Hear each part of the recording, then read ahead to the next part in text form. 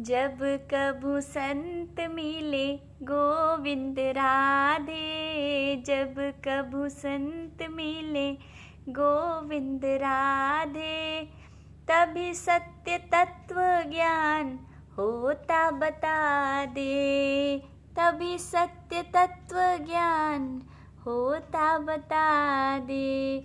श्री महाराज जी इस पद में कह रहे हैं कि जब कभी सत्य में सत्पुरुष मिल जाते हैं, यानी सच्चा सत्पुरुष हमें मिल जाता है, तभी हमें सच्चा तत्व ज्ञान भी हो जाता है। क्योंकि जिसको स्वयं ही ज्ञान सत्य का नहीं है, सत्य में उसको ज्ञान नहीं है, सिर्फ ये किताबी बातें जो बताता है, किताबी बातें जो पढ़ कर के सुन कर के बोलता है, उससे कुछ नहीं होने वाला। ठीक है, वो तो सिर्फ आपको ज्ञान दे रहा है, आप भी उसी प्रकार ले रहे हैं, उसके बाद वो तत्व ज्ञान भूल जाएगा, उसके बाद उसका आप यूज़ नहीं कर सकते जब आपको ज़रूरत है। लेकिन जब सत्य में सत्पुरुष मिलता है तो उसकी वाणी में ही एक अलौकिकता होती है, एक दिव्यता होती है, जिसके कारण आप उसके बात को समझते ही नहीं, हृदय में उतार लेते हैं और वो उतर जाती है।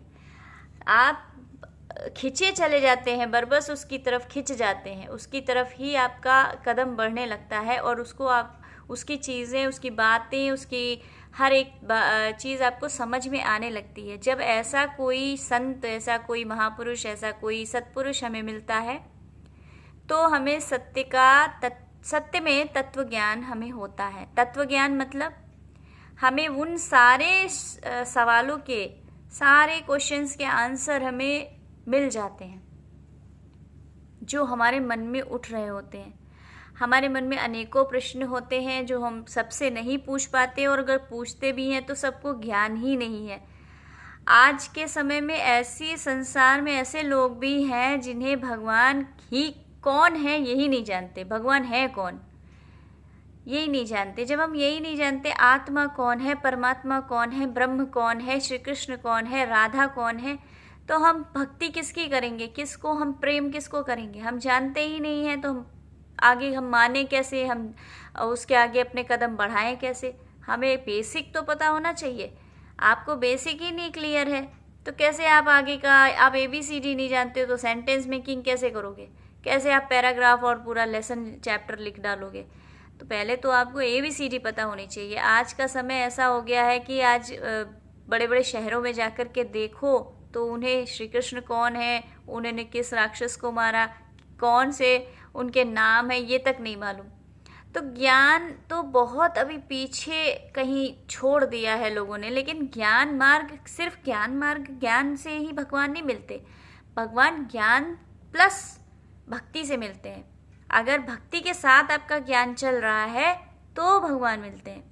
आप भगवान को ज्ञान से, ध्यान से, नियम से, व्रत से, जप से, तप से मिल जाते हैं तो ऐसा नहीं है। अनेकों ऐसे शास्त्रों में उदाहरण हैं जिसमें भगवान की बिना भक्ति के ये सब बेकार है। आप भक्ति करें फिर ये सब काम का है। इसलिए सबसे बड़ी बात यही है कि इस सारे ज्ञान को हमें देगा कौन? कौन ऐसा होगा? भगवान स्वयं तो नहीं आते देने के लिए, लेकिन हाँ वो स्वयं गुरु रूप में आते हैं, महापुरुष के रूप में, सत्पुरुष के रूप में आते हैं। और अगर ऐसा कोई आपको मिल गया है तो बिल्कुल भी देरी ना करें, उसके पास जाएं, उसकी चीज़ों को जानें, उसकी बातों को समझें और उससे जल्दी से जल्दी ज्ञान प्राप्त करके और अपने ठाकुर की गोद में खेलें, प्रेम से रहें। हमारे ठाकुर तो इंतज़ार कर रहे हैं कि कब मेरा ये बच्चा, कब मेरा ये बिछड़ा हुआ आत्मा परमात्मा से मिलेगा, है ना?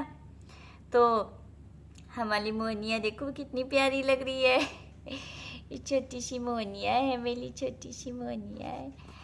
ओके चलो, राधे राधे। बहुत बहुत सारी, भाई राधाष्टमी आ रही है तो एडवांस में सबको खूब खूब सारी बधाइयाँ हमारे लाला की तरफ से, है ना लाला?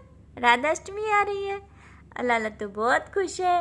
अब देखो हमारे बिहारी जी झाँक रहे पीछे से, है ना? राधे राधे।